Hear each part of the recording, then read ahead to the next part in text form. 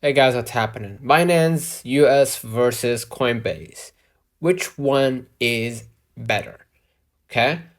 If you want to use Coinbase, it's easier for beginners, better security, more regulated, but fees are higher. But if you want to use Binance, lower fees, more crypto options, better for active traders, but has limited features compared to global Binance, right?